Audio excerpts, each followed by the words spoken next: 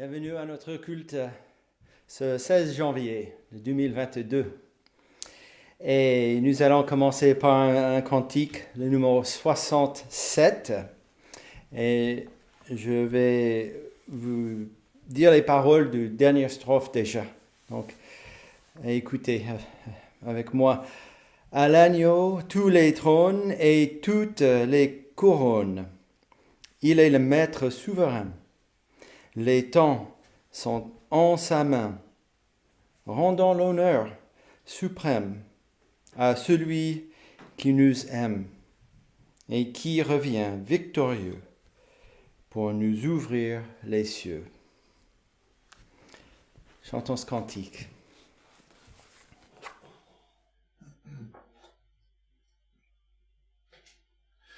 À l'agneau sur son trône, apportons la couronne. Il l'a conquise sur la croix, il est le roi des rois. Éveille-toi, mon âme, bénis, adore, acclame, avec tous les anges du ciel, Jésus Emmanuel. À l'agneau sur son trône, l'encens et la couronne, car il est le Verbe incarné, d'une vierge il est né. Ô sagesse profonde, le Créateur du monde, pour vaincre le mal triomphant, s'est fait petit enfant. Il eut la croix pour trône, l'épine pour couronne, mais le Père a glorifié son Fils crucifié. Ô prince de la vie, la mort est à servir. Hors de la tombe il est monté, Christ est ressuscité. À l'agneau tous les trônes et toutes les couronnes. Il est le maître souverain, les temps sont en sa main. Rendons l'honneur suprême à celui qui nous aime et qui revient victorieux pour nous ouvrir les cieux. Courbons-nous devant le Seigneur. Oui, notre Dieu, notre Père céleste, nous te louons pour ce privilège d'être réunis en ton nom, pour louer ton grand nom. Toi qui es ce Dieu souverain, ce Maître souverain sur toutes choses, qui a créé toutes choses. Les temps sont en ta main et tout ce qui se passe, c'est selon ta volonté. Ce Dieu qui s'occupe de sa création à tout moment, ce Dieu qui est juste, et ce Dieu qui, comme nous disons souvent, ce Dieu 3 fois saint, ce Dieu 1 fois 1 fois 1 égale 1. Et Seigneur, pour moi, c'est jusque-là où mon cerveau peut comprendre cela. Mais tu es ce Dieu qui s'est révélé en 3 personnes, ce Dieu créateur qui a ordonné toutes choses, qui est saint et qui est juste, aussi un Dieu de grâce qui est venu sur cette terre, de vivre parmi tes créatures. Et ce Dieu aussi qui envoie son esprit dans le cœur de cette nouvelle création, ce créature qui vient à toi dans la foi et la repentance. C'est toi qui donnes ta grâce. Donc c'est l'évangile, cette bonne nouvelle. Et en même temps, effectivement, il y a une mauvaise nouvelle. Tu es juste et que le péché, cette désobéissance à tes commandements, doit être puni. Et tu es ce Dieu de grâce et amour que tu as fourni cette moyen d'être réconcilié à toi. Nos péchés sont ôtés par Jésus-Christ. Sa personne, son œuvre sur la croix, sa mort et puis sa résurrection. Notre Dieu, nous te louons pour que tu avais occupé de toutes ces choses. C'est pas par nous-mêmes que nous pouvons accomplir quelque chose. C'est toi qui as accompli ces choses dans cette alliance que tu as fait même avant la fondation du monde avec ton Fils pour racheter ces créatures qui sont loin de toi dans leur nature humaine de péché et de désobéissance. Et donc, dans notre faiblesse, nous demandons que tu nous aides ce matin de fixer nos regards sur toi et ce que tu fais. Parce que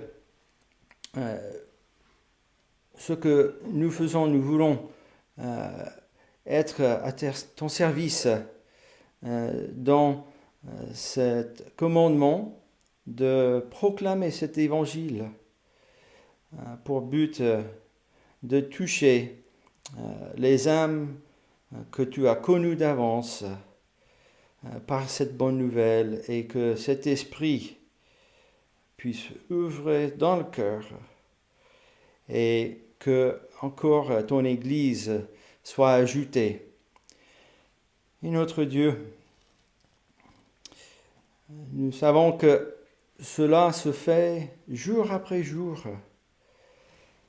Seigneur, donne-nous de voir ton œuvre, non seulement en nous-mêmes, mais autour de nous, dans cette ville, dans cette région, dans ce pays, dans ce monde. Notre Dieu, que tu fortifies ton Église, qui se rajoute jour après jour à ce grand nombre, parce que c'est ton dessein. Et le retour de ton Fils pour chercher ton Église, nous sommes là encore, donc c'est pas encore arrivé.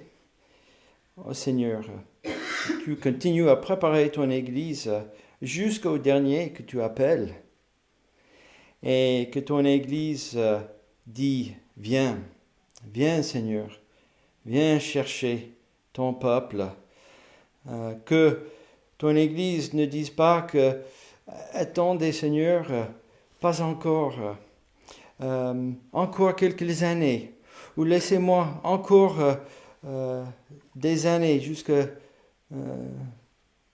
mon âge avancé peut-être.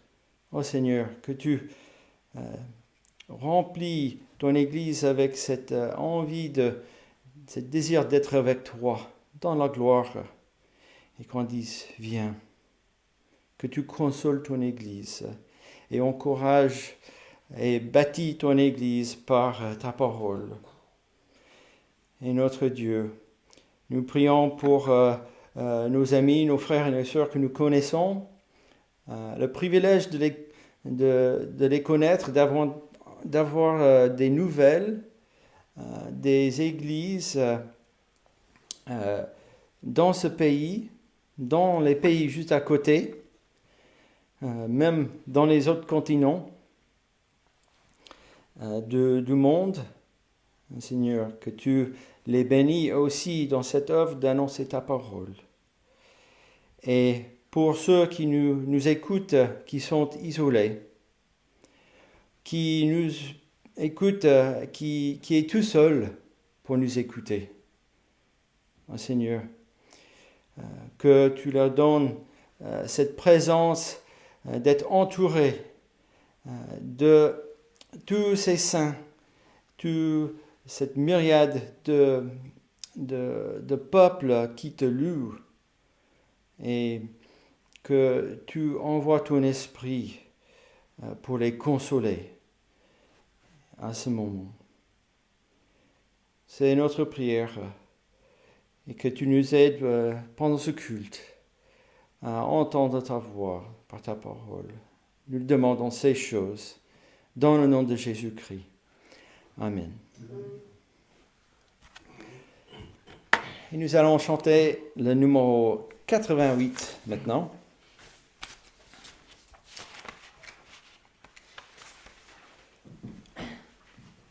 Cantique 88. Je crois au Dieu vivant, des cieux le Créateur.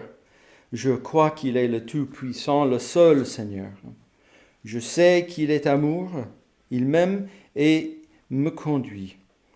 Il est ma force et mon secours, mon ferme appui.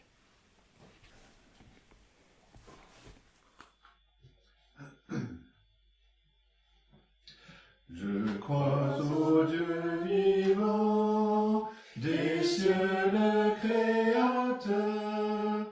Je crois qu'il est le Tout-Puissant, le seul Seigneur. Je sais qu'il est amour, il m'aime et me conduit. Il est ma force et mon secours, mon ferme appui. Je crois au Fils de Dieu, Jésus le seul Sauveur.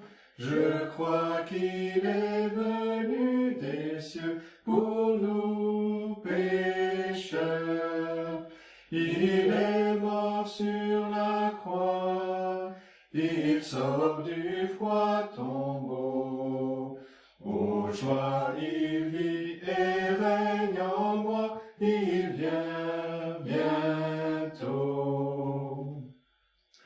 Je crois au Saint-Esprit, le grand consolateur. Je crois que des divins écrits, il est l'auteur. Il a scellé ma foi, il me guide et m'instruit. Par lui Jésus habite en moi, par lui je vis. Je vous invite à tourner dans la parole de Dieu pour lire un passage dans l'Évangile selon Jean. Donc c'est Jean chapitre 14. Et nous allons lire ces quelques versets où Jésus parle à ses disciples qui promet cet envoi du consolateur. Alors rappelez-nous, pour le contexte, Jésus était avec ses disciples, il les a appelés et ils sont venus, ils sont restés avec lui, il les a instruits et donné des commandements pour continuer dans cette... après qu'il va partir, Christ vient de leur expliquer qu'il part et où il va aller. Ils ne peuvent pas venir tout de suite. Et donc,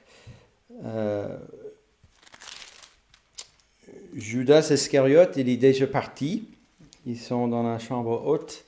Il vient de partir pour faire ce qu'il a dû faire. Et donc Christ était avec les disciples. Et à partir de verset 15, nous lisons « Si vous m'aimez, gardez mes commandements. Mais moi, je prierai le Père, et il vous donnera un autre consolateur, afin qu'il demeure éternellement avec vous. L'Esprit de vérité, que le monde ne peut recevoir, parce qu'il ne le voit point et ne le connaît point. Mais vous, vous le connaissez, car il demeure avec vous.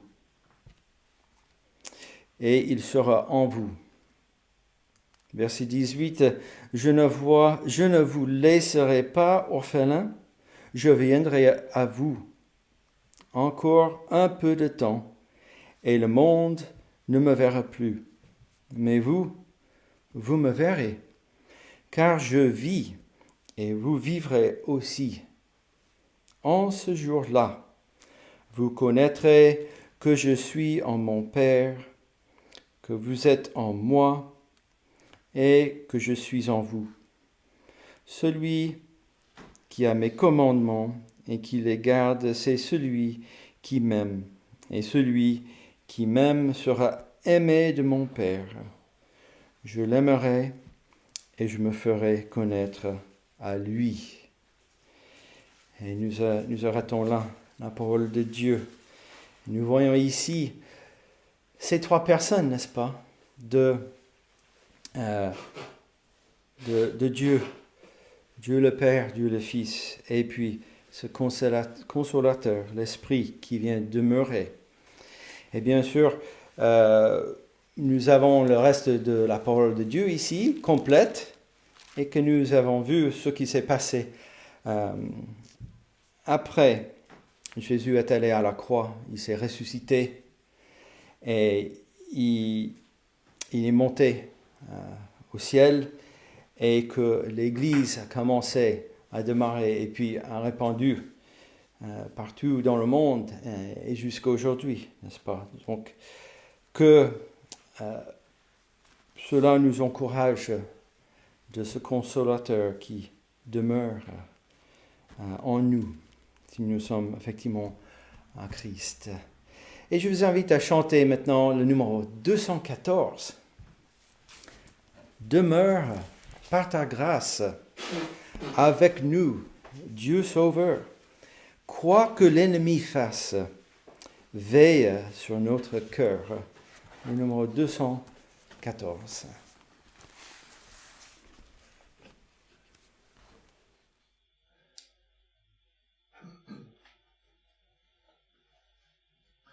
Demeure par ta grâce avec nous, Dieu Sauveur. Quoi que l'ennemi fasse, veille sur notre cœur. Que ta sainte parole, chaque jour ici-bas, soit la seule boussole qui dirige nos pas.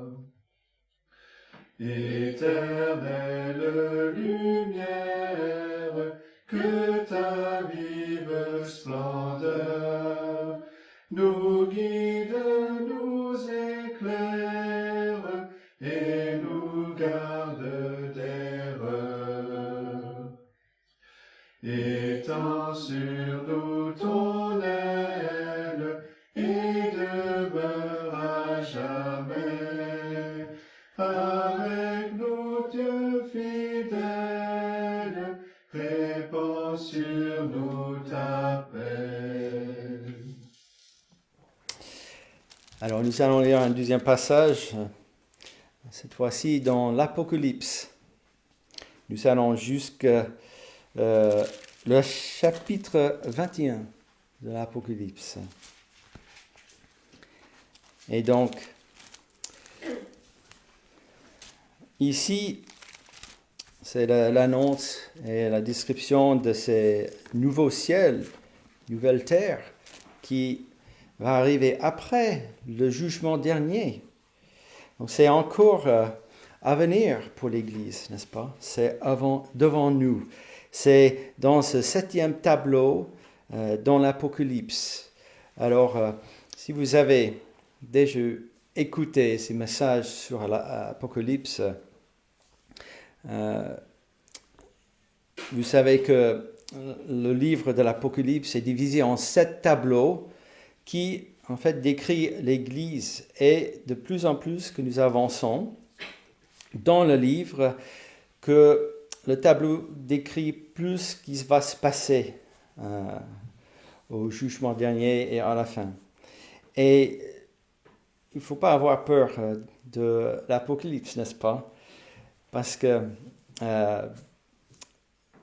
tout cela, c'est ce que Dieu fait pour son Église ici.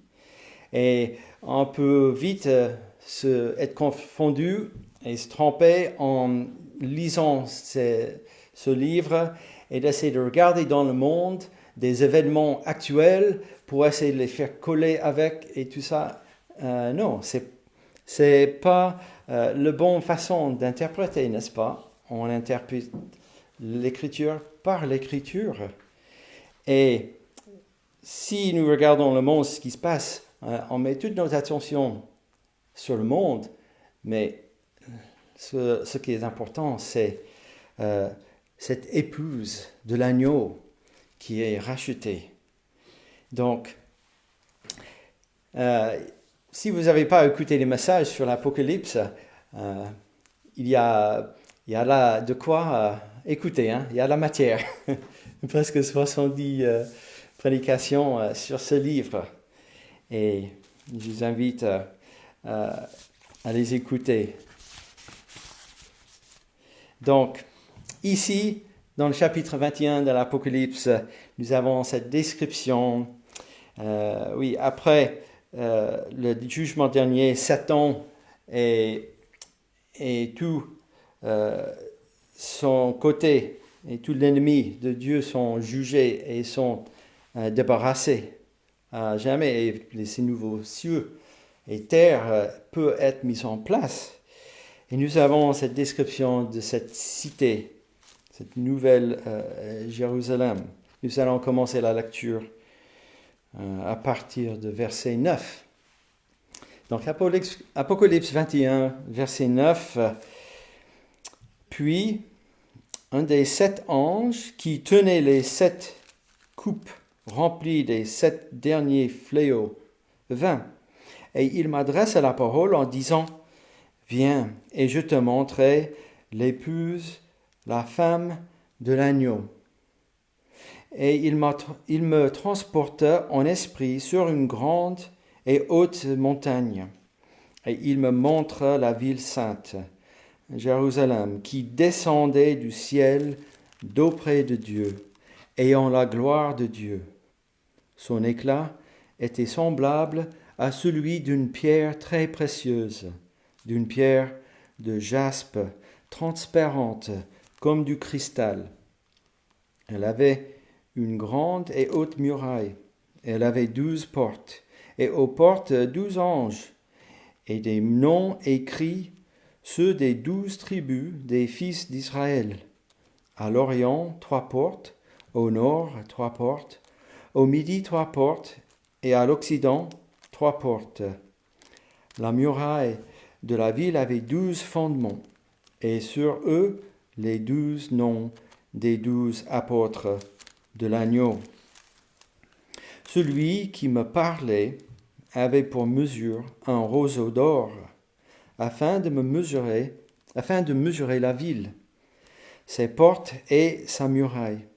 La ville avait la forme d'un carré, et sa longueur était égale à sa largeur.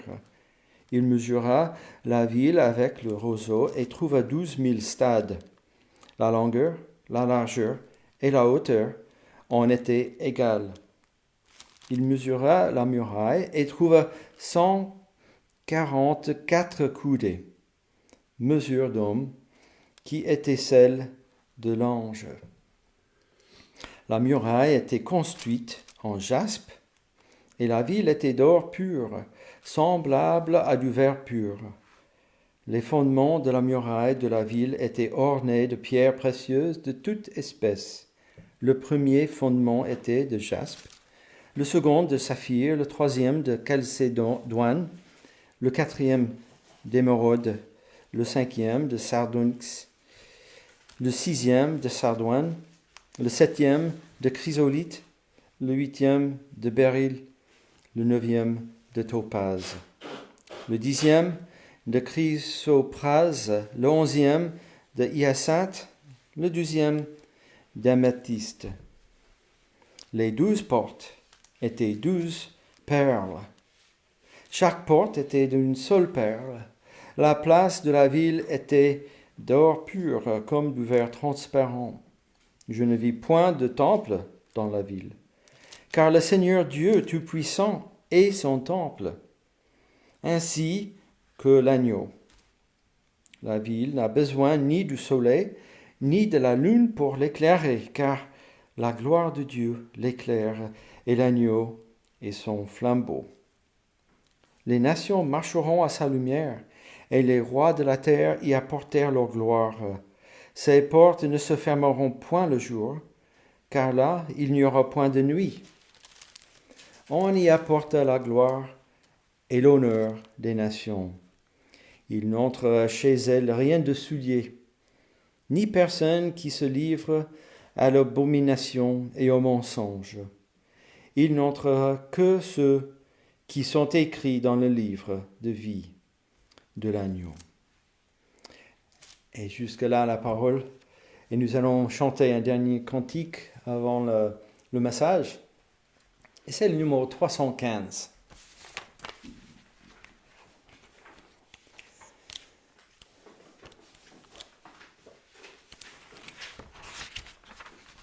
Quel repos céleste, Jésus, d'être à toi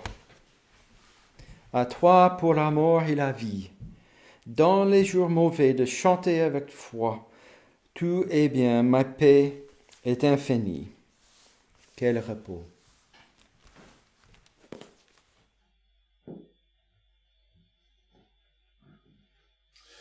Quel repos céleste, Jésus, d'être à toi pour la mort et la vie, dans les jours mauvais, de chanter avec foi, tout est bien, ma paix est infinie. Quel repos, quel repos, quel repos, quel repos, quel céleste repos. Quel repos céleste, mon fardeau n'est plus, libre par le sang du calvaire. Tous les ennemis, Jésus les a vaincus. Gloire et louange à Dieu notre Père. Quel repos, quel repos, quel repos, quel repos, quel repos, quel céleste repos. Quel repos céleste, tu conduis mes pas, tu me combles de tes richesses, dans ton grand amour, chaque jour tu sauras déployer envers moi tes tendresses. Quel repos, quel repos,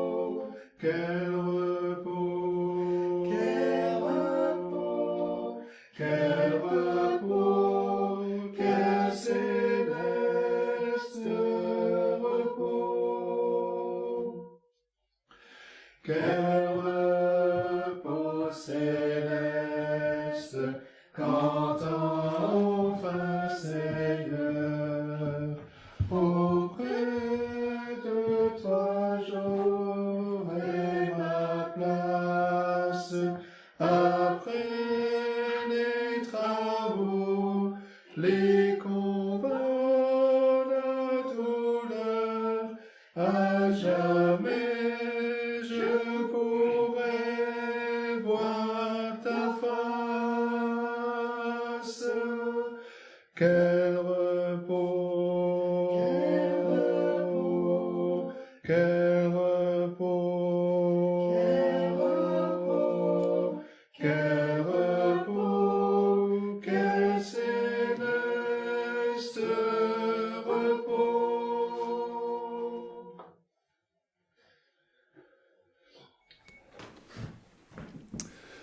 Bien, je vous invite à ouvrir la parole de Dieu dans le livre des psaumes. Nous allons voir ensemble le psaume 48. Psaume 48. Et voici donc la parole de Dieu. Cantique, un psaume des fils de Corée. L'Éternel est grand, il est l'objet de toutes les louanges dans la ville de notre Dieu, sur sa montagne sainte. Belle est la colline, joie de toute la terre, la montagne de Sion. Le côté septentrional, c'est la ville du grand roi. Dieu, dans ses palais, est connu pour une haute retraite. Car voici, les rois s'étaient concertés. Ils n'ont fait que passer ensemble. Ils ont regardé, tout stupéfaits, ils ont eu peur et ont pris la fuite. Là, un tremblement les a saisis, comme la douleur d'une femme qui accouche. Ils ont été chassés comme par le vent d'Orient qui brise les navires de Tarsis. Ce que nous avions entendu dire, nous l'avons vu dans la ville de l'Éternel des armées, dans la ville de notre Dieu. Dieu la fera subsister à toujours. Ô Dieu, nous pensons à ta bonté au milieu de ton temple. Comme ton nom, ô Dieu, ta louange retentit jusqu'aux extrémités de la terre. Ta droite est pleine de justice. La montagne de Sion se réjouit. Les filles de Juda sont dans l'allégresse à cause de tes jugements. Parcourez Sion, parcourez-en l'enceinte, comptez ses tours, observez son rempart, examinez ses palais, pour le raconter à la génération future. Voilà le Dieu qui est notre Dieu éternellement et à jamais. Il sera notre guide jusqu'à la mort. Et c'est là la parole de Dieu. Beaucoup d'entre nous ont eu le privilège de voyager, que ce soit ici en France ou à l'étranger, de voir différents pays, d'aller même sur différents continents, même au milieu de ce petit groupe que nous formons. Nous avons des origines de 3 continents différents, le continent africain, le continent européen, le continent américain. Mais je ne suis pas sûr que je ne pense pas que quelqu'un d'entre nous soit allé à Jérusalem, sauf si je ne connais pas la vie de tout le monde, mais apparemment non, tout le monde hoche la tête, personne d'entre nous n'est allé à Jérusalem. Mais nous avons le privilège de voir quelque chose de bien meilleur, bien plus saint que les vieilles pierres de la ville de Jérusalem. Avec tous les contacts que nous avons en France, en Suisse, en Angleterre, en Sibérie, en Afrique, en Australie, en Nouvelle-Calédonie, aux États-Unis et bien d'autres pays, nous avons le privilège d'avoir un aperçu de l'Église de Jésus-Christ. Cette Église qui accomplit tout ce que la Jérusalem terrestre représentait en tant que cité de Dieu. Le psaume 48 glorifie Dieu alors que le psalmiste loue la ville sainte de Sion, de Jérusalem. Et il nous donne une image dont l'Église est destinée à manifester la gloire de Dieu pour la louange de son peuple reconnaissant. La semaine dernière, nous avons vu le psaume 47 qui décrit l'intronisation, si l'on veut, de Dieu alors que l'arche de l'Alliance est amenée au temple sur la montagne de Sion. Ici, le psaume 48 associe la gloire de Dieu à la splendeur de la ville, à la splendeur de sa ville. Verset 2, l'Éternel est grand, il est l'objet de toutes les louanges dans la ville de notre Dieu, sur sa montagne sainte. Mais la portée de la louange s'étend bien au-delà de la Jérusalem céleste. Un commentateur dit ceci, et que les contours de la Jérusalem céleste, avec ses murs et ses fondations éternelles, sont déjà en vue, même dans l'Ancien Testament, même dans ce psaume 48. Et le premier grand point donc, que nous avons dans ce psaume, c'est la splendeur de la cité de Dieu. La splendeur de la cité de Dieu. Le psalmiste commence, et il termine d'ailleurs aussi par une expression de la louange de Dieu à cause de la ville, à cause de la cité de Dieu. Verset 2, l'Éternel est grand, il est l'objet de toutes les louanges dans la ville de notre Dieu, sur sa montagne sainte. Un psalmiste, un commentateur écrit ceci, il dit que la conclusion que tire de ce psaume, c'est que le Dieu qui habite Sion est immensément grand et qu'il sera une défense sûre pour tous ceux qui mettent leur confiance en lui. Et un autre va encore plus loin, il rajoute, c'est la gloire de sa présence qui rend la ville glorieuse, la force de sa présence qui rend la ville sûre. Et dans les premiers versets, Dieu est loué d'abord pour la beauté de sa cité sur la montagne. Donc, la fin du verset 2, sur sa montagne sainte. Verset 3, belle est la colline, joie de toute la terre. Jérusalem se trouve à une hauteur de 762 mètres au-dessus du niveau de la mer. C'est vrai que ceux qui s'approchaient avaient cette impression de grandeur et beaucoup de psaumes parlent de monter vers Jérusalem. Mais l'idée que Jérusalem soit élevée, c'est beaucoup plus théologique que topographique.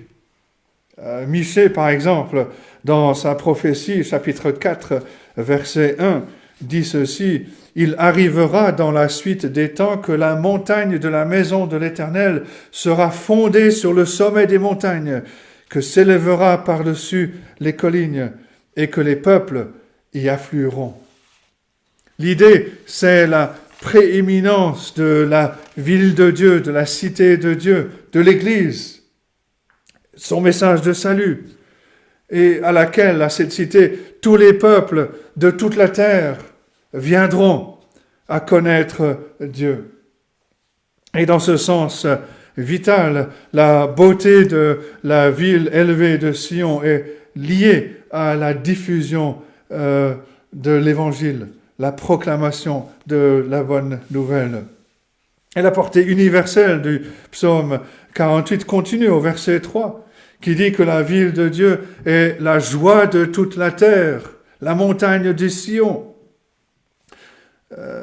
Notre traduction continue en disant le côté septentrional, on devrait rajouter dans le côté septentrional, c'est la ville du grand roi. Si on parle si on ne parle que de l'exaltation de Jérusalem à son époque, dans l'ancien temps, le psalmiste s'adonnait à beaucoup d'hyperbole parce qu'à aucun moment dans le monde antique, on ne se concentrait sur l'émerveillement de Jérusalem, à l'exception peut-être du temps du roi Salomon et de son règne éphémère. Mais même au moment du règne de la gloire de Salomon, Sion n'était pas la joie de toute la terre. Et encore ici, le sens est avant tout théologique. Jérusalem est la ville d'où vient le salut pour toute la terre. Jean Calvin explique ceci, il dit « Christ est apparu avec son évangile de Sion pour remplir le monde de joie véritable et de félicité éternelle. C'est de Sion, c'est de Jérusalem que sont partis les apôtres, que sont partis les premiers croyants, et ils sont partis dans le monde entier. » Beaucoup de gens aujourd'hui ne considèrent pas l'Église comme la joie de toute la terre. Ils préféreraient être n'importe où, pratiquement n'importe où, sauf à l'Église le jour du Seigneur. Ceux qui viennent devraient découvrir à quel point ils s'étaient trompés. Ils devraient être témoins de louanges joyeuses à Dieu, être enveloppés dans la chaleur de la communion, d'amour, et surtout ils devraient entendre la prédication de la bonne nouvelle du salut par la grâce de Dieu en Jésus-Christ. Un autre commentateur écrit « L'Église est la joie de toute la terre en s'attachant à toute la lumière de la doctrine du salut et en montrant l'autorité, la puissance, la sagesse et la grâce du Seigneur Jésus-Christ. » Et c'est l'Église qui est la joie de toute la terre. La connaissance de Dieu est elle-même une bonne nouvelle pour le salut. Le Seigneur Jésus-Christ a enseigné cela. En Jean 17, verset 3, quand il a prié, « La vie éternelle, c'est qu'ils te connaissent, toi, le seul vrai Dieu, et celui que tu as envoyé, Jésus-Christ. » Comme l'a dit un commentateur tout à l'heure, c'est la seule présence de Dieu qui a fait de Jérusalem la plus grande ville du monde.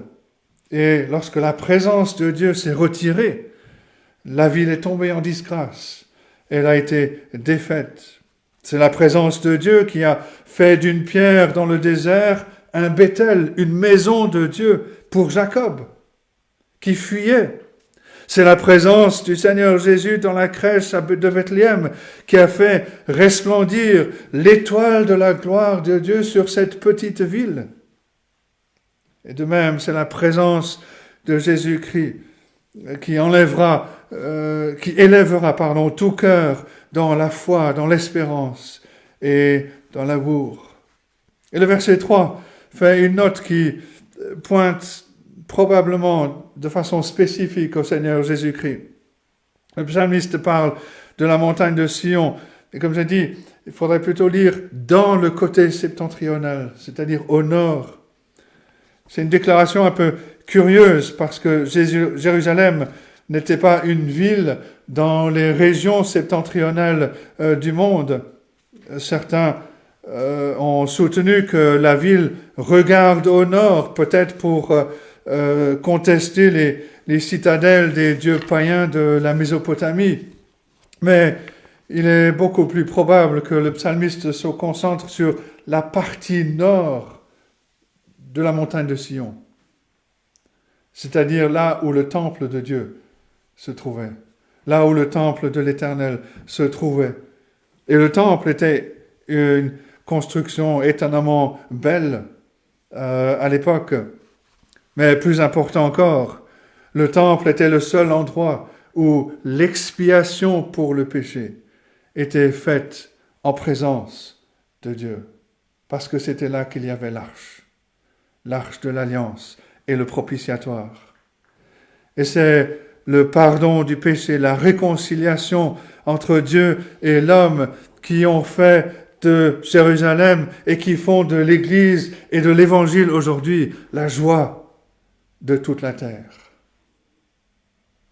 L'Église aujourd'hui qui annonce l'Évangile, la bonne nouvelle de la réconciliation avec Dieu par la propitiation du Seigneur Jésus-Christ. La splendeur de la cité de Dieu, la splendeur de l'Église. Deuxième grand point, la puissance de la cité de Dieu.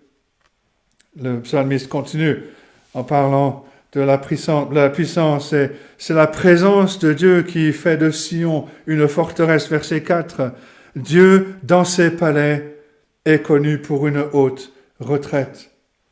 Ou notre version dit, Dieu dans les palais de Sion se fait connaître comme une forteresse.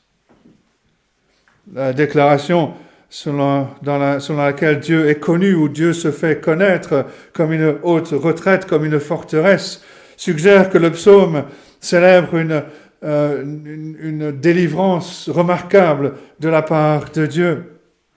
Peut-être que la délivrance la plus célèbre s'est produite en l'an 701 avant Jésus-Christ, quand l'Éternel a répondu aux prières du roi Ézéchias en envoyant l'ange du Seigneur pour tuer l'armée syrienne, exterminer 185 000 hommes en une seule nuit.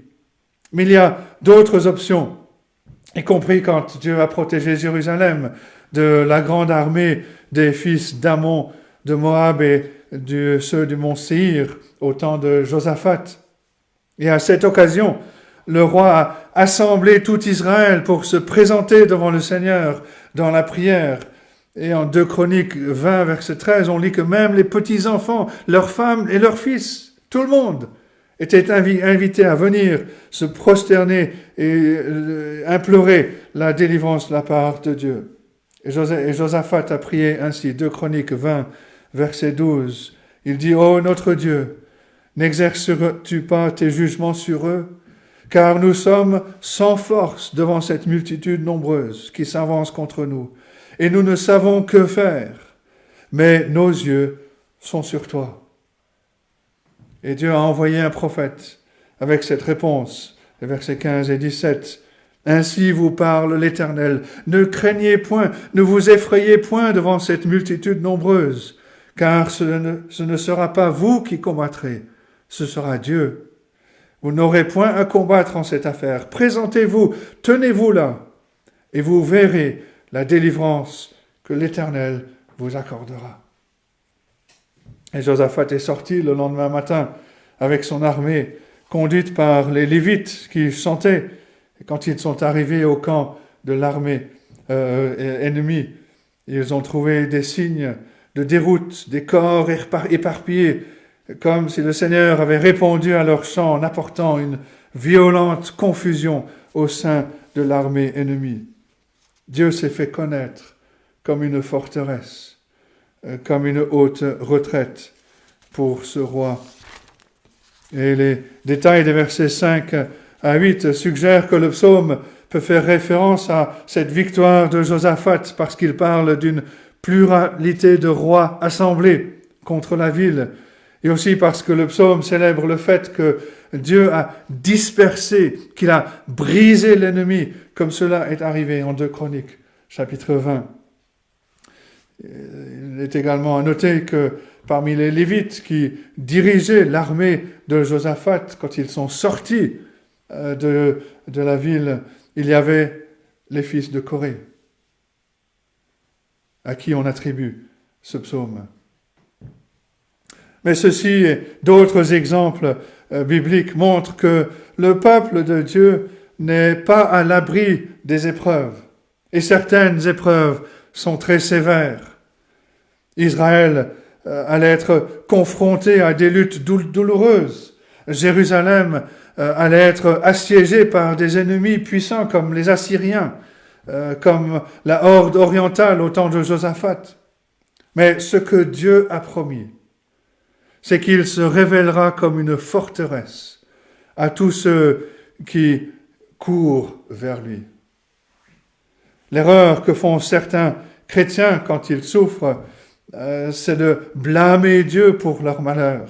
Mais selon le psaume 48, selon toute la Bible en fait, Dieu n'est pas le problème, Dieu est la réponse.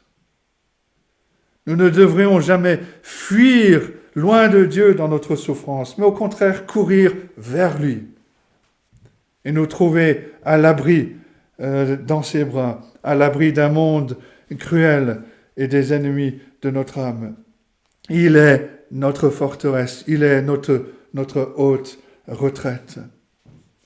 Et le psalmiste note particulièrement la consternation avec laquelle Dieu va affliger ses ennemis, versets 5 et 6, « Car voici, les rois s'étaient concertés Ils n'ont fait que passer ensemble. Ils ont regardé, tout stupéfaits. Ils ont eu peur, ils ont pris la fuite. La succession rapide de ces verbes suggère la consternation soudaine qui a été vécue par l'ennemi. Jules César a décrit ses victoires en Gaule avec une succession de verbes. Veni, vidi, vici. Je suis venu, j'ai vu, j'ai vaincu. Et les verbes hébreux au verset 6 ont un effet phonétique aussi dramatique. Ils ont regardé, ils ont été stupéfaits, ils ont eu peur, ils ont pris la fuite. Et le psalmiste emploie deux analogies. La première, c'est l'angoisse d'une femme qui accouche, qui est incapable d'éviter ou de retarder la douleur. La deuxième analogie parle des navires les plus puissants du jour, les navires de Tarsis, qui sont dispersés par le souffle d'un vent d'est qui est soudain et qui est fort. Et cette seconde image est reprise en Apocalypse 18 pour décrire la chute du système impie du monde tel qu'il est représenté par Babylone la Grande. Mais ces deux images montrent Dieu qui réduit les ennemis de son peuple à la panique, à la débâcle, par une attaque soudaine de sa puissance divine. Et ce genre de délivrance de la part de Dieu n'est pas limité au temps de la Bible. Un commentateur raconte l'exemple presque littéral du scénario du psaume 48 que l'on voit dans la défaite de l'armada espagnole en 1588. La cause en jeu était l'Évangile. L'Angleterre s'était jointe à la cause de la réforme protestante et les Espagnols, fervents catholiques, étaient déterminés à passer à l'épée cette Église qui répandait l'Évangile. Le roi d'Espagne, Philippe II, a envoyé 130 galions de guerre portant 17 000 soldats pour réaliser la conquête. L'histoire rapporte la vaillante défense maritime de Sir Francis Drake dans la Manche et attribue aux petits navires anglais plus agiles un avantage sur les navires espagnols qui étaient très massifs, puissants, mais moins maniables. Les Anglais ont vaincu l'ennemi, détruisant, capturant de nombreux navires, mais la véritable cause du triomphe des Anglais, c'était un changement soudain dans la météo. Avec un vent qui a soufflé les galions espagnols dans le chenal vers l'Écosse et qui a détruit des dizaines de navires fortement armés qui sont échoués sur la côte irlandaise.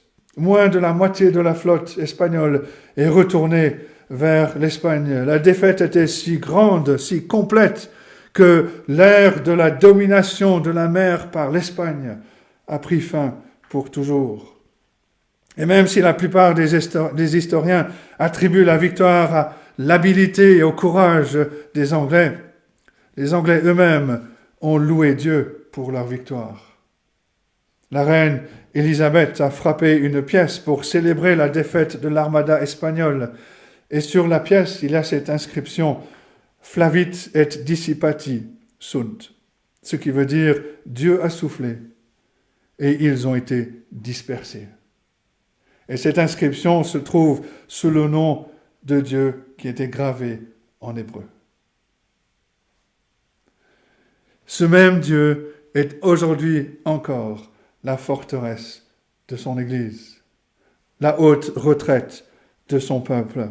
Et même si la plupart d'entre nous ne voient pas des événements aussi dramatiques que ceux de Josaphat ou de la reine Élisabeth d'Angleterre, le verset 9 nous rappelle que Dieu est une puissance toujours présente pour son peuple. Ce que nous avions entendu dire, nous l'avons vu dans la ville de l'Éternel des armées, dans la ville de notre Dieu. Il est important pour des croyants de connaître ce que Dieu a fait dans le passé, ces puissants actes de salut, de délivrance, en particulier, bien entendu, sa victoire sur le péché et sur la mort dans la croix du Seigneur Jésus-Christ. Mais nous devons aussi faire l'expérience de la puissance de Dieu à l'œuvre parmi nous, en réponse à nos prières et dans la proclamation de l'Évangile. Un commentateur écrit ceci: « Nous avons aussi entendu ce que Dieu a fait dans la vie des autres, comment il les a aidés dans les moments difficiles, comment il les a protégés dans les moments de danger et les a réconfortés dans la perte. Vos parents vous ont peut-être parlé d'actes spéciaux de Dieu. Au fur et à mesure que vous apprenez à lui faire confiance, vous devriez commencer à ressentir vous-même de telles bénédictions personnelles et devriez pouvoir dire, comme je l'ai entendu, ainsi ai-je vu. » Et le psalmiste continue et conclut sa louange pour la puissance de Dieu en écrivant au verset 9, « Dieu la fera subsister à toujours. » Il parle de la ville. Cela prouve que le psaume a en tête l'Église, dont la ville de Jérusalem n'est qu'une image, un symbole, un type. À un moment de l'histoire, Dieu a jugé Jérusalem, la Jérusalem terrestre, pour son idolâtrie, lui a permis d'être détruite par ses ennemis. Mais l'Église, la nouvelle Jérusalem, est établie pour toujours, selon les promesses de l'Alliance de Dieu. En parlant de l'Église qu'il bâtit, le Seigneur Jésus-Christ a promis que les portes du séjour des morts ne prévaudront point contre elle. Matthieu 16, verset 18. Voilà la puissance de la cité de Dieu. Troisième grand point, parcourir la cité de Dieu. Parcourir la cité de Dieu. Après avoir loué la ville de Dieu pour sa splendeur, pour la puissance du Seigneur qui habite cette cité, le psalmiste va cataloguer un certain nombre d'autres attributs de Dieu qui sont révélés dans la ville pour sa louange. L'idée principale est celle du verset 11.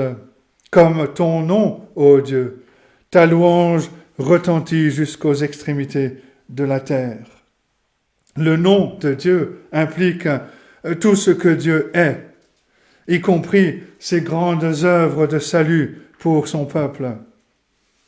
Et étant donné que ces grandes œuvres sont proclamées jusqu'aux extrémités de la terre, comme le dit le verset, une autre allusion à la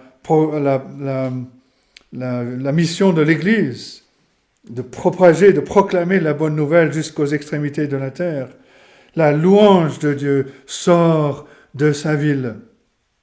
Le psaume 48 nous rappelle que, après avoir mis notre confiance dans le Seigneur Jésus-Christ pour notre salut, après avoir entré dans cette ville, l'appel principal de l'Église est de faire connaître, de proclamer l'Évangile pour le salut des personnes auprès comme au loin.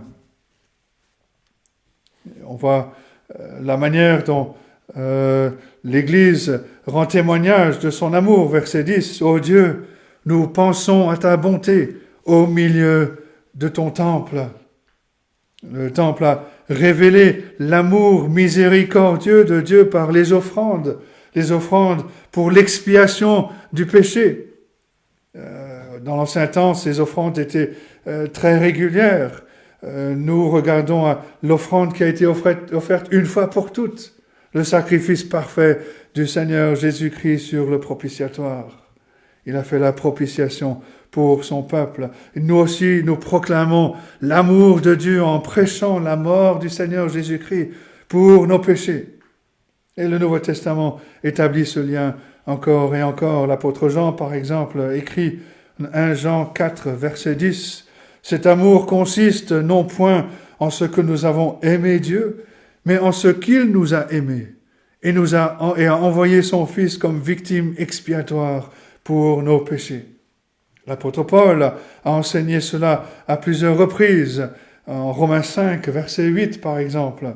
Il dit « Mais Dieu prouve son amour envers nous, en ce que lorsque nous étions encore des pécheurs, Christ est mort pour nous. » Et bien entendu, la déclaration bien connu de Jean 3,16, « Car Dieu a tant aimé le monde qu'il a donné son Fils unique, afin que quiconque croit en lui ne périsse point, mais qu'il ait la vie éternelle. » L'Église loue Dieu pour son amour, mais le psaume 48 célèbre aussi la justice de Dieu et les jugements de Dieu. La fin du verset 11 et le verset 12. « Ta droite est pleine de justice. La montagne de Sion se réjouit. Les filles de Juda sont dans l'allégresse à cause de tes jugements. » Et ceci se réfère principalement à la justice de Dieu en punissant le péché, son jugement en montrant la colère envers ses ennemis. Et nous célébrons aussi le fait que la main de Dieu est pleine de justice, puisque Dieu justifie les pécheurs par le don de la justice. Cette justice qui a été garantie par le Seigneur Jésus-Christ et qui nous est imputée, qui est mise sur notre compte par la foi et par la foi seule.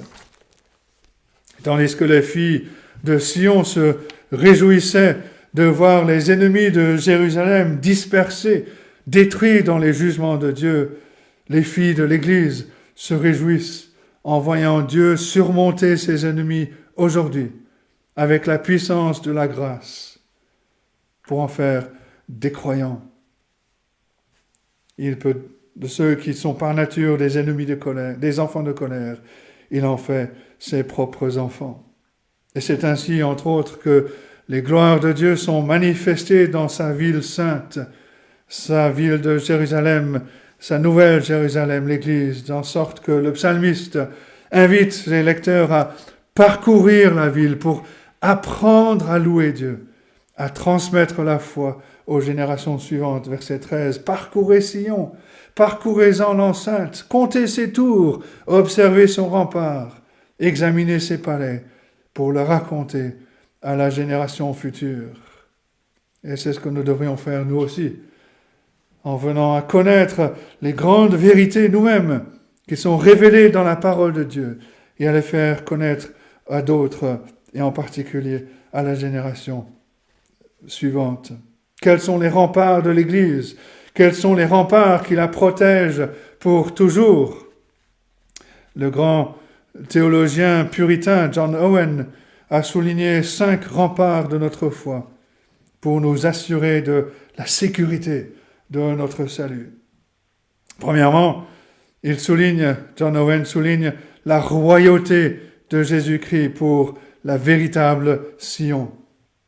Le monde a vu beaucoup de rois, beaucoup de dirigeants, mais qui ne passent. Certains sont sages, d'autres sont cruels.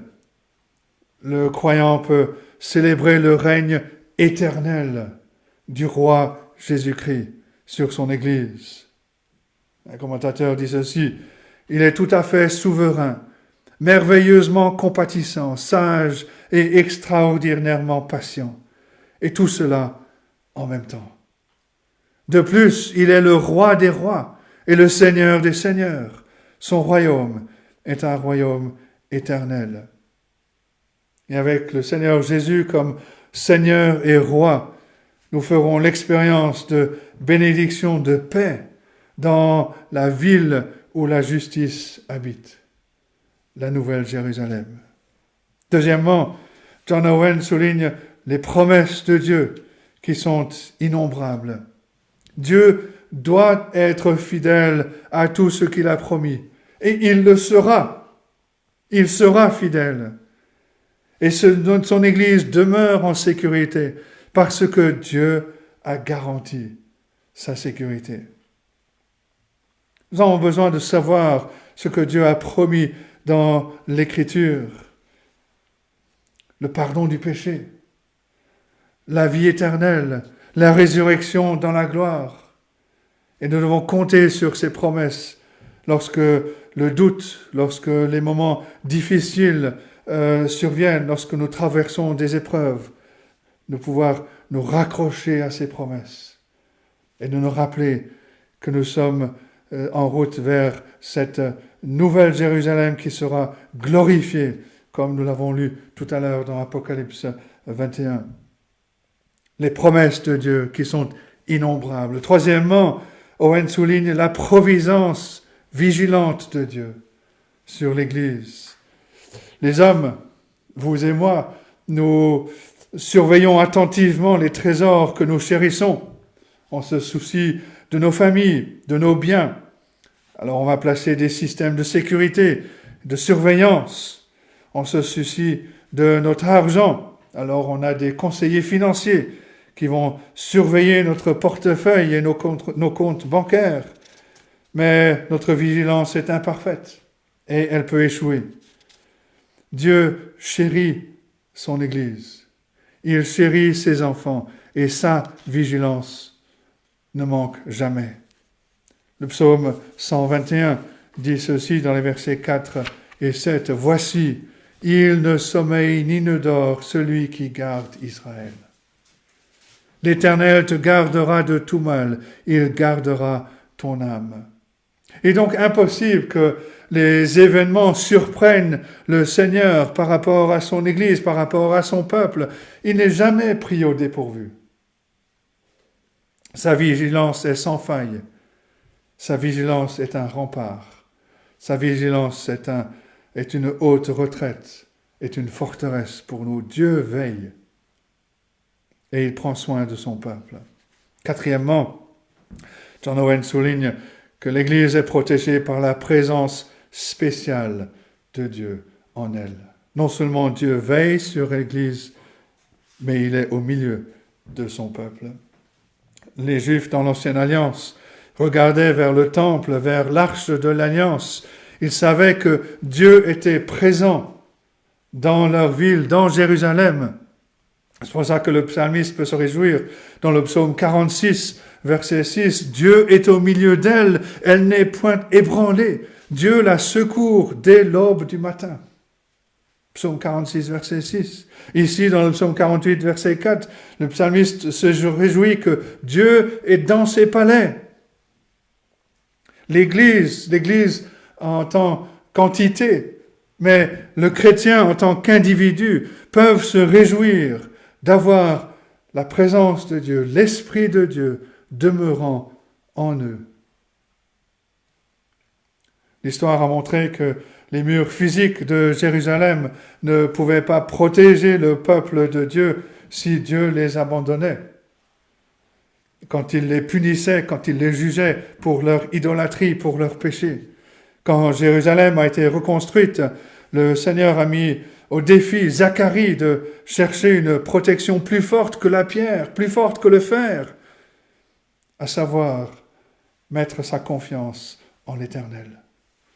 Zacharie 2, verset 5, Dieu dit ceci, « Je serai pour elle, dit l'Éternel, une muraille de feu tout autour, et je serai sa gloire au milieu d'elle. » Ce ne sont pas les pierres, ce ne sont pas les murailles physiques, la présence de Dieu au milieu de son peuple. Zacharie 2, verset 5. Combien il est important aujourd'hui, alors, que l'Église ne regarde pas au nombre de personnes présentes, même si nous aimerions avoir plus de personnes, mais que nous ne regardions pas au nombre de personnes présentes ou à l'argent sur les comptes bancaires ou à l'excitation charnelle lors des cultes pour garantir notre sécurité. Que notre gloire en tant qu'Église soit la présence de Dieu au milieu de son peuple, au moyen du Saint-Esprit, et surtout dans la prédication de tout le conseil de sa parole, avec l'onction de son esprit. L'Église est gardée par la présence spéciale de Dieu en son sein. Et cinquièmement, John Owen résume tous ces remparts dans la grande force et l'assurance que le peuple de Dieu trouve dans l'alliance de Dieu. Toute notre espérance, toute notre sécurité sont liées à l'alliance de Dieu pour notre salut. Dieu s'est lié par serment. Un serment qui a été scellé dans le sang de Christ. Et il s'est engagé à sauver tous ceux qui se tournent vers lui dans la foi pour le salut. Tous ceux qu'il a aimés de toute éternité. Le Seigneur Jésus-Christ lui-même le dit que aucun d'eux ne pourra échapper, aucun d'eux ne sera perdu. Tous ceux que le Père lui donne viendront à lui, et il n'en repoussera aucun. Et c'est l'argument de l'auteur de la lettre aux Hébreux, qu'il présente avec tellement d'éloquence à ces lecteurs craintifs, ces lecteurs qui font face à la persécution. Il dit, par la foi en Jésus-Christ, ils sont venus non pas au mont Sinaï de l'Ancienne Alliance, avec ses menaces effrayantes de la loi, mais ils sont venus à la montagne de Sion, de la nouvelle alliance en Christ, avec ses remparts de la grâce qui sauve. Et l'auteur va dépeindre les croyants comme ayant gagné la sécurité dans la ville élevée sur la montagne de Dieu. Qu'ils sont forts, ils sont en sécurité dans la fidélité de Dieu à son alliance. Il écrit en Hébreux 12, versets 22 et 23. « Mais vous êtes approchés de la montagne de Sion, de la cité du Dieu vivant, la Jérusalem céleste, des myriades qui forment le cœur des anges, de l'assemblée des premiers-nés inscrits dans les cieux, du juge qui est le Dieu de tous, des esprits des justes parvenus à la perfection. » La plus grande de toutes nos sécurités, de nos prétentions à la vie éternelle, c'est la nouvelle alliance, scellée dans le sang du Seigneur Jésus-Christ, du Fils de Dieu, mort pour nos péchés. Et l'auteur de la lettre aux Hébreux continue en disant que la ville de Dieu est protégée par, il dit, Jésus qui est le médiateur de la nouvelle alliance et du sang de l'aspersion qui parle mieux que celui d'Abel. Hébreux 12, verset 24. L'auteur de la lettre aux Hébreux conclut avec deux exhortations. D'abord pour ceux qui ne sont pas encore entrés dans la cité de Dieu par la foi en Jésus-Christ. Il dit au verset 25, « Gardez-vous de refuser d'entendre celui qui parle. » Parce que refuser d'entendre, rejeter l'évangile, c'est devenir l'un des ennemis sous la colère de Dieu. Et ensuite aux croyants, il livre une exhortation qui est semblable au psaume 48.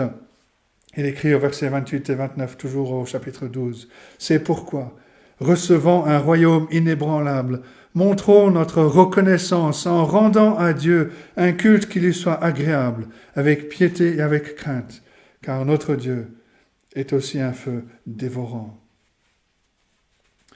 Et quatrième point pour terminer, notre Dieu pour toujours. En voyant la splendeur, la puissance, la sécurité de notre salut dans cette cité de Dieu, les croyants devraient le raconter à la génération future. Au verset 15, « Voilà le Dieu qui est notre Dieu éternellement et à jamais. Il sera notre guide jusqu'à la mort. » Dieu est notre guide pour nous conduire au salut. Il est pour toujours, de sorte que nous pouvons lui faire confiance dans toutes nos espérances et nous reposer sur lui de toute notre âme. Mais le plus important, c'est peut-être l'exclamation verset 15. « Voilà le Dieu qui est notre Dieu. » C'est le point du psaume pour le croyant, même le croyant aujourd'hui. Le Dieu de la Bible, le Dieu du psaume 48, le Dieu glorieux, plein de beauté, plein de puissance, plein de fidélité dans le salut, est notre Dieu, par la foi en Jésus-Christ, afin que nous vivions avec assurance, avec cette espérance glorieuse d'être un jour avec lui, avec l'espérance et la joie. Quel que soit le choix du monde concernant les réponses à qui faire confiance, qui adorer, nous exalterons le Dieu et Père de notre Seigneur Jésus-Christ, le Dieu qui s'est révélé dans sa parole. La déclaration finale du psaume 48 souligne que si l'on s'engage avec Dieu par la foi en Jésus-Christ, il nous guidera dans la vie éternelle, nous protégera de tout ennemi qui pourrait détruire notre âme. Et le texte hébreu est particulièrement frappant, parce qu'il dit non seulement que Dieu nous guidera pour toujours, mais que Dieu nous guidera à travers la mort. Dieu nous guidera à travers la mort. Notre traduction dit jusqu'à la mort. En fait, il faudrait dire à travers la mort. Même la mort ne peut nous séparer de Dieu. Il n'y a aucun pouvoir, aucun ennemi, aucune menace qui puisse vaincre ou détruire le peuple de la cité de Dieu, le peuple de l'Église de Jésus-Christ. Comme l'apôtre Paul s'est écrit en Romains chapitre 8, ces merveilleux versets où il dit que rien, absolument rien ne peut nous séparer de l'amour de Dieu manifesté envers nous en Jésus-Christ. Et Jésus dit en Jean 6, verset 40, « La volonté de mon Père, c'est que quiconque voit le Fils et croit en lui ait la vie éternelle, et je le ressusciterai au dernier jour. » Voilà notre espérance, voilà notre avenir, mais déjà à présent, nous pouvons nous réjouir de la merveilleuse identité de ce peuple de Dieu, de cette nation de Dieu, de cette nouvelle Jérusalem dans laquelle Dieu nous a fait entrer. De voir déjà en elle tous les privilèges, de savoir que nous sommes gardés, non pas seulement par la vigilance de Dieu, mais aussi parce que Dieu est présent au milieu de son peuple et dans la vie de chacun de ses enfants. Que Dieu nous aide donc à méditer sur ces choses et qu'il bénisse sa parole à nos cœurs. Amen.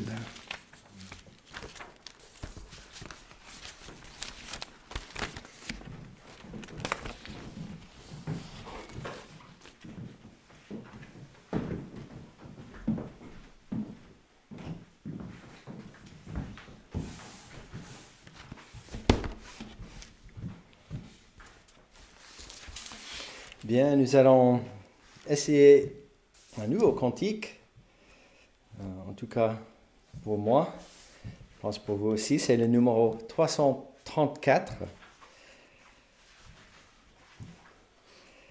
Ne te désole point, Sion, sèche tes larmes, l'Éternel est ton Dieu. Ne sois plus en alarme, il te reste un repos dans la terre de paix. Le Seigneur te ramène et te garde à jamais. 334.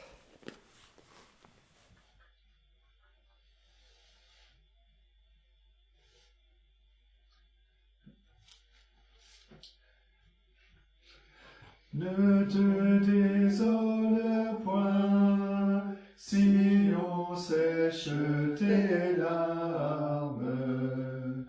L'Éternel est ton Dieu, ne sois plus en alarme.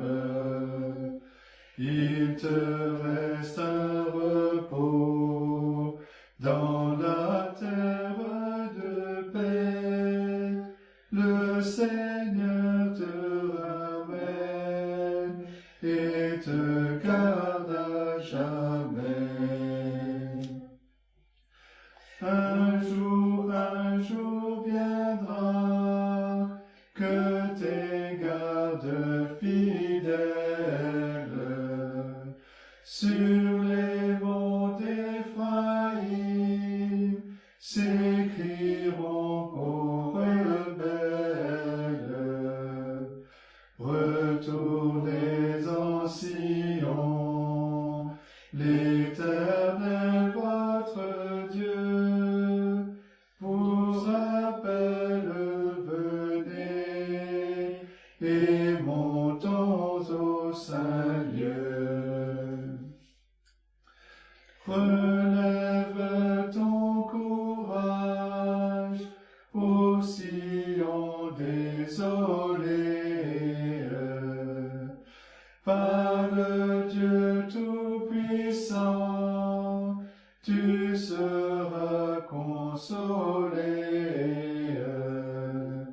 Il vient rassembler tes enfants bien Bientôt tu les verras, réunis sous tes yeux. Les peuples connaîtront que l'Éternel lui-même a délivré Jacob par son pouvoir suprême. Oui, Sion, ton Dieu règne, et tous tes ennemis, dans peu de jours seront confondus et soumis. Et nous allons terminer notre culte avec ces versets qui se trouvent dans l'Apocalypse, chapitre 3, dans cette lettre adressée à l'église de Philadelphie. À celui qui vaincra, je ferai de lui une colonne dans le temple de mon Dieu, et il n'en sortira plus. J'écrirai sur lui le nom de mon Dieu et le nom de la ville de mon Dieu, de la nouvelle Jérusalem qui descend du ciel d'auprès de mon Dieu, et mon nom nouveau. Que celui qui a des oreilles entende ce que l'Esprit dit aux églises. Amen. Et que la parole vous encourage, vous bénit cette semaine, et à la semaine prochaine, Dieu voulant.